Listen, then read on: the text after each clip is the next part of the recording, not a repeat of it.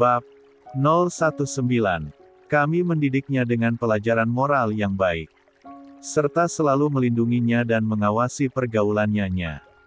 Aprilia, kami bukan anak yang nakal dan memiliki pergaulan bebas. Kami pun heran dia bisa hamil dengan ayah dari temannya itu. Ya Tuhan, dia jauh lebih dewasa dibanding putriku. Antonio menumpuk kepalanya dengan kedua tangannya. Pria itu sudah menyakiti Alessia. Jika Antonio sebegitu sedihnya mendengar penderitaan Aprilia, maka tak terbilang luka yang dirasakan Apko.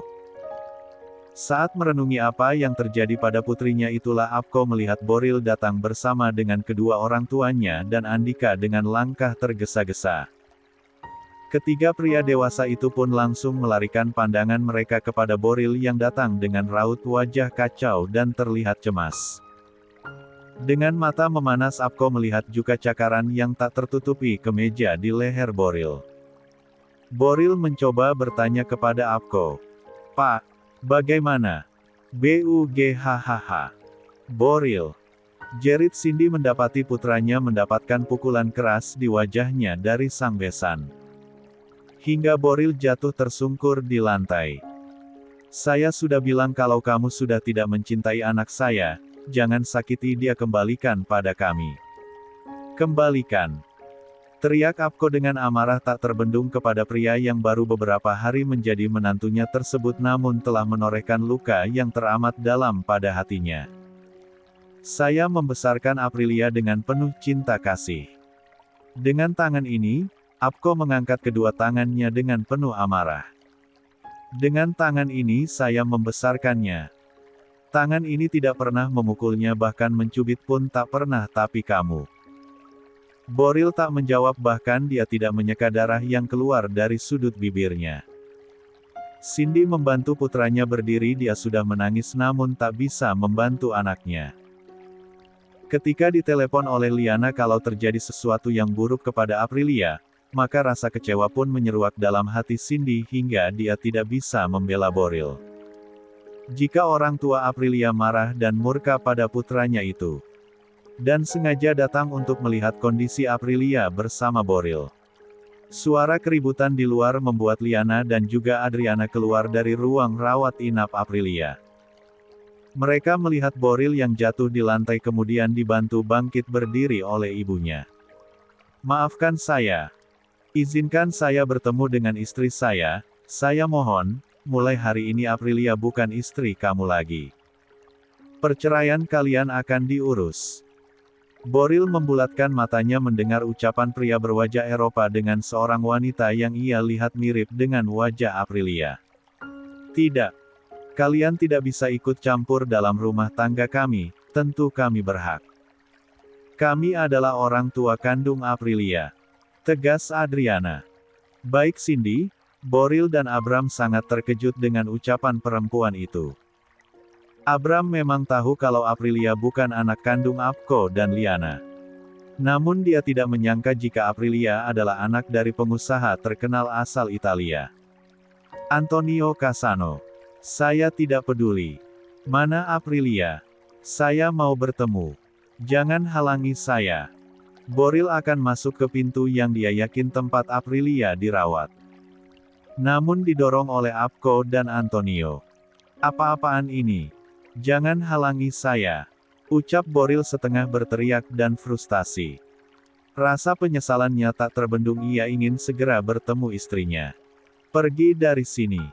Aprilia tidak butuh laki-laki kasar seperti kamu," ucap Antonio lagi. Dengan penuh amarah Boril menarik kerah Antonio lalu mendorongnya. Keributan pun terjadi. Aslan menghalangi Boril yang akan memukul Antonio. Dan Apko serta Abram memegangi Boril. "Abram, bawalah kakakmu pergi," ucap Aslan. "Gak. Saya gak akan pergi sebelum bertemu Aprilia." "Lepas. Abram. Lepas. Boril. Pulang nak. Biarkan Aprilia istirahat. Nanti kita kesini lagi." Sambil menangis Cindy membujuk anaknya untuk pulang. "Aku mau ketemu Aprilia ma. Pertemukan aku sama Aprilia," teriak Boril setengah memohon. Andaikan bukan dia yang melakukan kekerasan itu, pastilah akan mengundang iba bagi siapa saja yang mendengarnya. Namun rasa benci dan amarah kedua orang tua Aprilia tak terbeli dengan permohonan lirih Boril. Polisi akan datang dan kamu harus mempertanggungjawabkan perbuatan kamu. Ucap Antonio lagi dengan keras. Namun tak didengar oleh Boril. Saya tidak peduli, saya mohon, saya ingin bertemu dengan istri saya. Saya mohon. Ia masih tetap bergerak mencoba melepaskan diri dari cekalan Abram. Aslan kemudian membantu Abram untuk menarik Boril agar pergi dari sana meski dia terus memohon untuk bertemu dengan Aprilia. Namun ia tak diberikan kesempatan. Ia dipaksa pergi tak boleh menemui istrinya hanya karena amarah kecemburuannya yang tak berasal. Boril terancam kehilangan istrinya itu. Kini tak ada yang dia inginkan selain bertemu dan bersujud memohon maaf kepada Aprilia. Dia tak peduli kalau harus meronta dan merengek bak anak kecil. Dia tak peduli jika harus mendekam dalam penjara asalkan dia diberikan kesempatan untuk bertemu dengan istrinya. Dalam rasa penyesalan itulah merasakan bahwa ternyata dia sangat mencintai Aprilia. Istri kecilnya. Ini fotomu beberapa saat sebelum penculikan itu terjadi karena kita berada di puncak waktu itu. Dan kamu dibawa sama pengasuh baru, yang ternyata punya niat licik untuk menculikmu. Adriana menunjukkan sebuah foto bayi yang menggunakan dress kecil lucu tengah berada dalam gendongannya. Sedangkan Aprilia sendiri mengenali jika bayi yang dalam gendongan Adriana tersebut adalah dirinya dan dress tersebut sama dengan dress yang dipakainya dalam foto ketika bersama dengan Apko dan Liana. Awalnya Adriana tidak akan membicarakan hal ini terlebih dahulu sebelum kondisi Aprilia betul-betul pulih. Namun karena Aprilia yang menolak ditemani oleh orang lain selain kedua orang tuanya, membuat Adriana akhirnya memberitahu Aprilia tentang asal-usulnya yang ternyata adalah putri kandung mereka yang diculik ketika berada di puncak. Dengan berurai air mata Adriana menjelaskan kronologi penculikan Alessia ketika masih bayi. Tak berbeda jauh halnya dengan Aprilia yang juga menangis mendapati kenyataan bahwa dia adalah korban penculikan dan sampai ke Jakarta karena terbawa oleh bak sampah yang kemudian dipungut oleh Apko.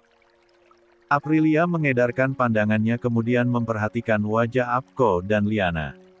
Sekilas Aprilia melihat Liana mengangguk membenarkan apa yang dikatakan oleh Adriana tersebut. Meski hati Liana hancur karena dia harus merelakan jika suatu hari nanti Aprilia akan dibawa oleh orang tua kandungnya kembali ke Italia rumahnya yang sebenarnya. Jadi aku adalah Alessia Casano, putriku. Tegas Adriana sambil menunjukkan bukti otentik tes DNA yang diambil dari sampel darah kuku dan juga rambut Aprilia. Boleh mama memelukmu nak?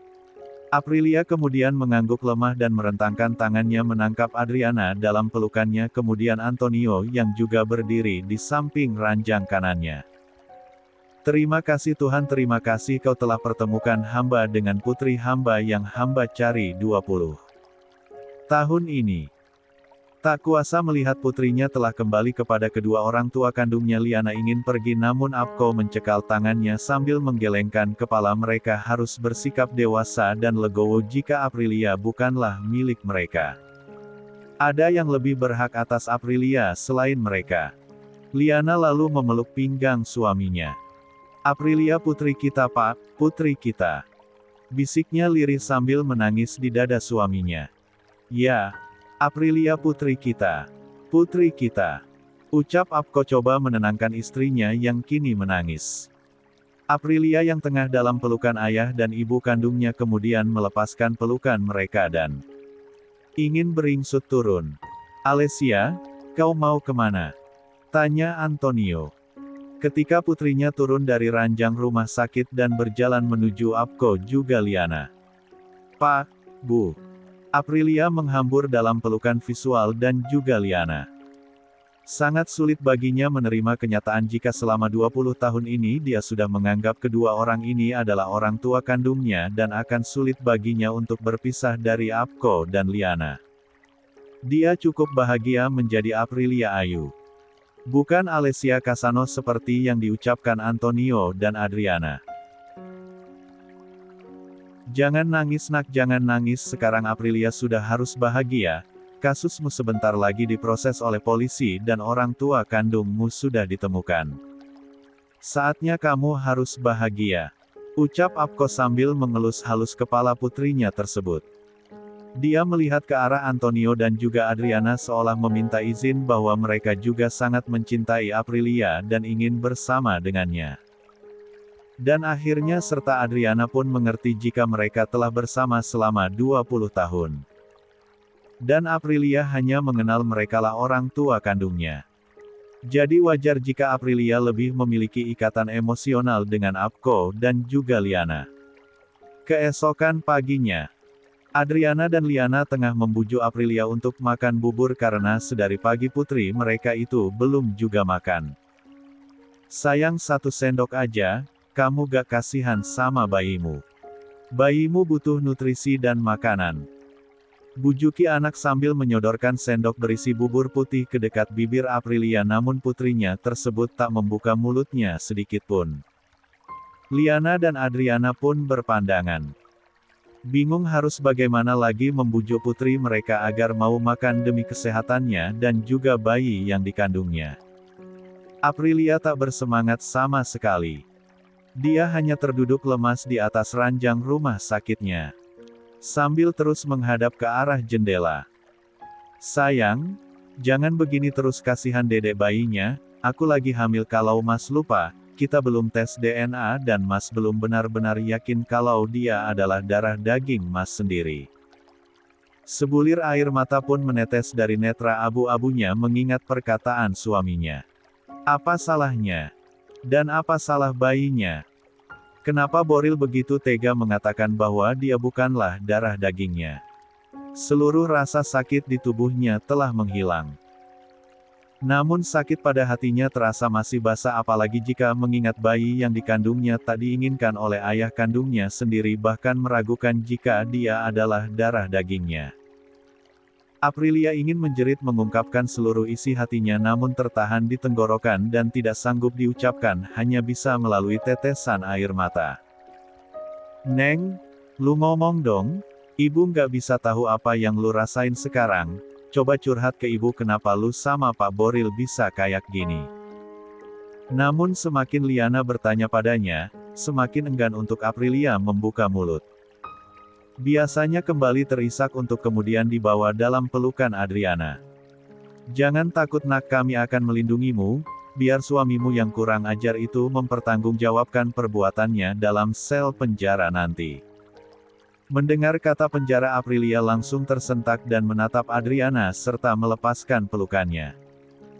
Membuat Adriana dan Liana berpandangan heran dengan perubahan wajah Aprilia yang terlihat cemas dan ketakutan. Kenapa harus dipenjara? Ucap Aprilia lirih dan terbata.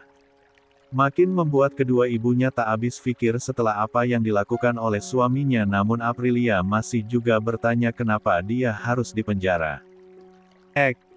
Boril Fabian Rohichan bersama ibunya ke kantor polisi atas panggilan polisi yang awalnya sebagai saksi terkait penganiayaan yang dilakukannya terhadap Aprilia Ayu. Setelah dilaporkan oleh Antonio Casano, seharusnya Bayu Rohichan juga ikut dalam menemani Cindy dan juga Abraham. Namun kali ini Bayu lebih memilih untuk menemui Aprilia di rumah sakit. Walau bagaimanapun Aprilia adalah menantunya dan dia sudah menganggapnya seperti anak perempuannya sendiri, maka dari itu apa yang terjadi pada Aprilia juga sangat melukai hati Bayu. Setelah dicecar dengan lebih dari 20 pertanyaan, juga berdasarkan hasil tes visum dan juga penyidikan terkait korban kekerasan, maka polisi menyimpulkan. Lebih lanjut, status Boril pun meningkat menjadi tersangka pelaku kekerasan dalam rumah tangga dengan korban istrinya sendiri. Terduga pelaku kemudian statusnya telah meningkat menjadi tersangka. Dan hak yang diberikan oleh kepolisian adalah Anda bisa didampingi oleh kuasa hukum Anda. Ucap polisi yang menetapkan Boril sebagai tersangka dan kemudian dilakukan proses penahanan. Sebagai orang tua, hati Cindy menjadi hancur dan tidak percaya putra pertamanya harus dijebloskan ke dalam penjara karena kesalahan yang luar biasa fatal, yaitu menyakiti istrinya yang masih muda dan tengah hamil. Kenapa bisa seperti ini, Boril? Kenapa? Setengah menjerit, Cindy berbicara kepada putra tertuanya tersebut, kemudian ditenangkan oleh Abram yang berdiri di belakang sang ibu dan mengusap lengannya sambil menenangkannya.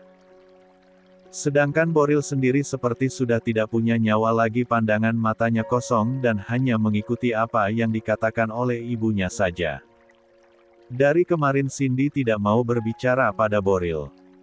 Tak terlukiskan betapa kecewanya Cindy kepada Arik karena siapapun tahu bahwa dia sangat menyayangi Aprilia sama seperti dia menyayangi Stella. Sampai hari ini Widya terpaksa harus ikut ke kantor polisi. Di mana otak kamu? Di mana perasaan kamu? Aprilia masih kecil, dia sedang hamil dan kamu melakukan kekerasan tidak bermoral pada istri kamu sendiri yang seharusnya kamu sayangi dan kamu jaga. Mom. Abram kembali mencoba menenangkan ibunya tersebut. Biarkan Abram, biarkan. Jangan halangi Mama. Entah ada kesalahan apa ketika Mama mengandungnya sampai harus melahirkan anak yang tidak punya hati seperti kakakmu itu. Ucapan emosional Cindy telah sampai di hati Boril. Baru kali ini dia menyadari bahwa sebagai seorang anak dia tidak mampu untuk menjaga nama baik keluarganya.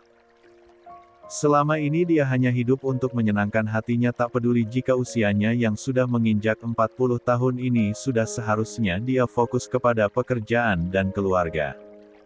Tapi dia masih mengikuti hawa nafsunya. Sehingga berakibat fatal, dia terancam di penjara dan yang lebih menakutkan adalah dia terancam kehilangan Aprilia Ayu. Dari awal memang sudah tidak ada yang beres dengan kelakuan kamu. Kamu mengambil masa depan Aprilia, kamu membuatnya kehilangan Stella. Dan sekarang kamu malah menyakitinya. Di mana otak kamu? Boril. Di mana? Setelah mengatakan hal itu, mungkin karena tensinya yang lain, karena tekanan batin yang luar biasa besar, akhirnya Cindy pun tumbang dalam pelukan Andika. Mama. 1 minggu kemudian. Suara gembok sel yang dibuka oleh seorang petugas polisi membuat Boril menoleh ke arah sipir itu. Bapak Boril Rohichan, silahkan, Anda hari ini telah bebas bersyarat. Tanpa menjawab sipir penjara tersebut, Boril mengikuti langkah untuk kemudian menuju ruangan depan. Dan bertemu dengan seorang petugas polisi lainnya. Serta sang ayah. Bayu Rohichan. Terima kasih Pak. Ucap Bayu pada petugas yang membawa Boril. Lapun melihat putranya yang kini menundukkan kepala. Sungguh tak pernah bermimpi di malam yang manapun dia menorehkan rasa malu pada kedua orang tuanya. Masuk penjara di usia 40 tahun dikarenakan kasus kekerasan dalam rumah tangga, melakukan tindak pidana kekerasan seksual kepada istrinya yang baru berusia 20 tahun dan mirisnya sedang hamil pula. Tak menunggu sang putra mengucapkan maaf, Bayu Rohichan memeluk putranya itu. Sambil menepuk punggungnya. IHB Dichin Verlegenheit Gebrach, Papa. Saya telah membuatmu malu. Papa, wiederholen Sie es nicht noch einmal. Jangan diulangi lagi. Pelukan kedua pria tampan berwajah Eropa itu pun terlepas. Boril mengedarkan pandangannya, tidak ada sang mama atau juga Abram, bahkan putrinya yang ikut menjemputnya di sel lapas ini. Mengerti dengan apa yang dipikirkan oleh Boril, Bayu menggandeng bahu sang putra untuk mengajaknya pergi keluar dari lapas. Mama, Abram dan Stella menunggumu di rumah. Langkah terhenti. Dia melihat dalam wajah renta sang ayah yang masih tampan di usianya yang senja ini. Ayu, pulanglah dulu. Papa, Ayu ada di rumah kan? Kita harus pulang. Masa ngobrol di lapas sih? Gak enak kan? Tawa Bayu yang terdengar dipaksakan sama sekali tidak terdengar lucu di telinga Boril. Aku tahu ada yang tidak beres dari ini. Papa menyembunyikan sesuatu dariku, please. Kita bicarakan ini di rumah, kids. Bagi Bayu Rohichan, Meski usia Boril sudah dikategorikan sebagai dewasa namun baginya, semua putranya adalah anak-anak di matanya. Jaminan apa yang telah membebaskanku? Boril. Pasti bukan uang kan? Boril mulai mencerna semuanya tidak mungkin dia bebas bersyarat jika tanpa jaminan, dan meskipun uang milik Bayu tak berseri, namun ia yakin bukan itu yang menjamin kebebasannya. Dia lalu berjalan cepat menuju pintu keluar, diikuti oleh Bayu. Sampai di parkiran dia mengedarkan pandangannya mencari mobil sang ayah.